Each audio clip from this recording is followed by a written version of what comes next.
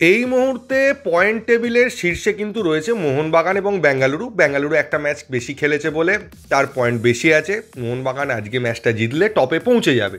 কিন্তু এদের পেছনে যে টিমটা রয়েছে সেটা কিন্তু রয়েছে পাঞ্জাব এফসি। আপনি লিগ টেবিলে দেখতে পাবেন না ঠিকই, কিন্তু পাঞ্জাব এফসি যদি পরের ম্যাচগুলো জেতে তাহলে পাঞ্জাব এফসির সঙ্গে মোহনবাগান এবং বেঙ্গালুরুর পয়েন্ট ডিফারেন্স থাকছে 2। আর গতকাল ইস্ট বেঙ্গল জেতাতে নর্থ ইস্টের সঙ্গে মোহনবাগান বা বেঙ্গালুরুর পয়েন্ট পার্থক্য থাকছে 5। তো নর্থ ইস্ট বলতে পারেন কিছুটা দূরেই রয়েছে। কিন্তু আজকের ম্যাচ থেকে মোহনবাগান যদি কোনো রকম পয়েন্ট নষ্ট করে তাহলে তারা পাঞ্জাব এফসি অথবা পাঞ্জাব এফসির তলায় চলে যাবে, মানে 3 নম্বরে চলে যাওয়ার একটা সম্ভাবনা রয়েছে। তো সব দিক দিয়ে বিচার করলে এই ম্যাচটা কিন্তু ভীষণ ইম্পর্টেন্ট, কারণ বাকি টিমগুলো ম্যাচ জিতে কিন্তু আস্তে আস্তে এগোচ্ছে। বেঙ্গালুরু ম্যাচ জিতে 1 নম্বর পজিশন ধরে রাখছে এবং বেঙ্গালুরু যেভাবে পারফর্ম করছে ওরা তো কোন ম্যাচ হারবে সেটা বোঝা মুশকিল হয়ে দাঁড়িয়ে যাচ্ছে। তো মোহনবাগান এখান থেকে পয়েন্ট লুজ করা মানেই কিন্তু বেঙ্গালুরুর সঙ্গে অনেকটা ডিফারেন্স আস্তে আস্তে তৈরি হয়ে যাবে। এবং আমাদের পরের যা শিডিউল আছে তাতে কিন্তু অনেক টাফ টিম রয়েছে। পাঞ্জাব এফসিও রয়েছে, গোয়া আছে, কেরালা ব্লাস্টার রয়েছে। তো ওখানে একটা অঘটন ঘটতেই পারে বা আমরা একটা ম্যাচ ড্র করতেই পারি। ড্র করা মানে কিন্তু 2 পয়েন্ট লুজ হয়ে যাওয়া, যেটা পাঞ্জাব এফসির সঙ্গে এখনও আমাদের ডিফারেন্সটা রয়েছে। তো সব দিক দিয়ে বিচার করলে এটা একটা 3 পয়েন্ট আনার মতো ম্যাচ। তো এই ম্যাচ থেকে 3 পয়েন্ট আনতেই হবে। এবার আজকের ম্যাচে কে বা কোন মোহনবাগান প্লেয়ার সব থেকে বড় ফ্যাক্টর হতে পারে? যদি গ্রেগ স্টুয়ার্ট খেলে তাহলে চোখ বন্ধ করে গ্রেগ স্টুয়ার্ট একটা বিশাল বড় ফ্যাক্টর হতে চলেছে। গ্রেগ স্টুয়ার্ট এমন একটা প্লেয়ার যে দুটো টিমের মধ্যে সত্যিকারের পার্থক্য গড়ে দিতে পারে। এবার গ্রেগ স্টুয়ার্ট যদি খেলতে না পারে, চোটের কারণে হোক, যে কোনো কারণেই হোক, বা চোট কাটিয়ে এসেও যদি তার কোনো সমস্যা হয়, সেক্ষেত্রে কিন্তু সেকেন্ড অপশান থাকছে আমাদের দুজন উইঙ্গার।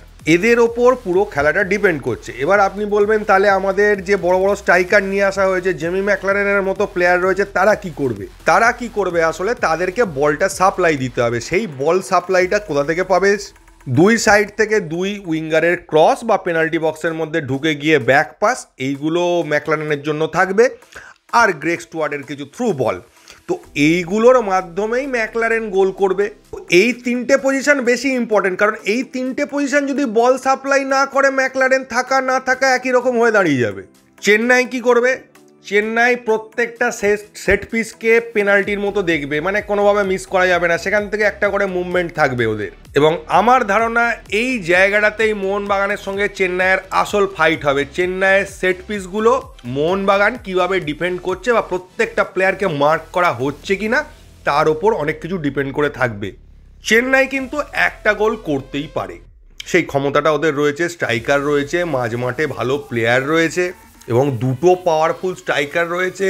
প্রথম দিকে যদি গোল তুলতে না পারে, শেষের দিকে দুটো স্ট্রাইকারকে একসঙ্গেও ইউজ করতে পারে ওরা। মোহনবাগানকে মিনিমাম 2 থেকে 3টে গোল করতেই হবে, যাতে ওদের থেকে আমাদের 2 গোলের ডিফারেন্সটা থাকে। আর একটা মজার বিষয় হচ্ছে, আপনার যতক্ষণ 2 গোলের ডিফারেন্স থাকবে অপোনেন্টের মধ্যে থেকে, আপনি দেখবেন অপোনেন্টের একটা মনোভাব ভেঙে পড়ার মতো অবস্থায় রয়েছে। তারা লড়াই করছে, চেষ্টা করছে, সব ঠিক আছে। কিন্তু যেই এই ডিফারেন্সটা একটা গোলের হয়ে যাবে, তখন দেখবেন যে টিমটার মোরাল ডাউন ছিল, কিছুই খেলতে পারছিল না, সেই টিমটা হঠাৎ বিভৎস ভালো খেলতে শুরু করে দিল। সেই ছিঁড়ে খাবে মানসিকতা নিয়ে আর একটা গোল ঢুকিয়ে দিলে কোনোভাবে একটা পয়েন্ট তো নিয়ে যেতে পারবো, এই একটা মানসিকতা চলে আসবে তাদের। তখন তারা জান লড়িয়ে দেবে। তো ওই জায়গাটা তৈরি করলে হবে না, কারণ ওই জায়গা অনেক সময় ডিফেন্ড করতে গিয়ে সমস্যা হয়। মোহনবাগান প্লেয়ারদের একটা জিনিসের অ্যাডভান্টেজ নিতে হবে, সেটা হচ্ছে ওয়েদার। এখন যে সুন্দর ওয়েদারটা রয়েছে, এখানে কিন্তু 120 মিনিট পর্যন্ত টানা দৌড়তে পারা যায়। মোহনবাগান প্লেয়াররা যেরকম 40 ডিগ্রি গরমে খেলেছে, তারা কিন্তু এই ওয়েদারে অনেক বেশি এফর্ট দিয়ে খেলতে পারে। তো সেই জায়গাটা কিন্তু তাদেরকে মাথায় রাখতে হবে। তারা যদি 40 ডিগ্রি বা গরমের সময় যেরকম বাঁচিয়ে খেলতো, যে না ফার্স্ট হাফে বেশি প্রেশার দেবো না, সেকেন্ড হাফে তাহলে জিপ বেরিয়ে যাবে, সেকেন্ড হাফে আসল খেলাটা খেলবো, সেই মানসিকতা থেকে আস্তে করে বেরিয়ে আসতে হবে। এখন পুরো ম্যাচ পুরো পেসে অপারেট করার মতো ওয়েদার রয়েছে। এই সময় যদি সুযোগটা না তোলা যায় তাহলে কবে তুলবে? গত কয়েক বছরের এক্সপিরিয়েন্স থেকে বলছি, মার্চ মাসের পর থেকে বিদেশিদের ওয়েদার চেঞ্জের সাথে সাথে খেলার কিন্তু একটুখানি ডাউন হতে থাকে। সব টিমেরই, আমি বলছি না যে মোহনবাগানের শুধু ডাউন হয় বাকিদের ডাউন হয় না, এরম না, সবারই ডাউন হয়। তো সেই সময় অপোনেন্ট যে কোনো টিম অঘটন ঘটিয়ে দিতে পারে। তো সেই জন্য ওই সময়টা মাথায় নিয়ে চললে হবে না। তার আগেই লিগ শিল্ডে একটা ভালো জায়গা বা মানে লিগ শিল্ড পাওয়ার দিকে অনেকটাই এগিয়ে গেছি, এরকম জায়গায় পৌঁছে যেতে হবে। তো সেই জন্য এই সময়কার প্রত্যেকটা ম্যাচ কিন্তু ভীষণ গুরুত্বপূর্ণ। আর মোহনবাগানে ভারতীয় প্লেয়ার বলুন, বিদেশি প্লেয়ার বলুন, কারুর কোয়ালিটির তো কোনো অভাব নেই। এবং তারা যদি নিজেদের ঘরের মতো বা সারা জীবন যে ধরনের ওয়েদারে খেলে অভ্যস্ত, যেটাতে তারা খুব বেশি কমফোর্টেবল, সেই রকম ওয়েদার পায়, সেটাকে কাজে লাগাতেই হবে। তবে আমি 3 পয়েন্ট হারানো নিয়ে ভাবনা চিন্তা অতটা করছি না, কিন্তু 2 পয়েন্ট হারানো নিয়ে আমার কিন্তু অল্প হলেও একটু চিন্তা রয়েছে। তো আশা করি সেরকম কিছু অসুবিধে হবে না। মোহনবাগান নিজের খেলাটা খেলে দিতে পারবে, অকারণ অযথা ভুল করবে না, এবং পেনাল্টি বক্সের মধ্যে প্লেয়াররা স্বার্থপরতার কোনো পরিচয় দেবে না। এইটা আমি এক্সপেক্ট করব আজকের ম্যাচ থেকে। আপনাদের কি কি এক্সপেকটেশন আছে কমেন্টে জানাবেন। তো এই ভিডিওতে এইটুকুই, আর ভিডিও বড় করব না।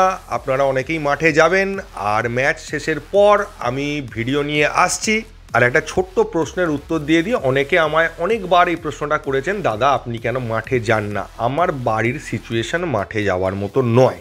ম্যাচ 1.5-2 ঘন্টা হলেও আমি মাঠে যাওয়া মাঠে আসা নিয়ে প্রায় 4 ঘন্টার একটা গ্যাপ হবে, মানে বাড়ির বাইরে থাকার, সেইটার আপাতত সুযোগ আমার কাছে নেই।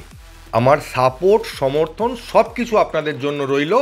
আপনারা যান, মাঠে গিয়ে গলা ফাটান এবং আমাদের জিততে সাহায্য করুন। তো থ্যাংক ইউ, ধন্যবাদ এবং জয় মোহনবাগান।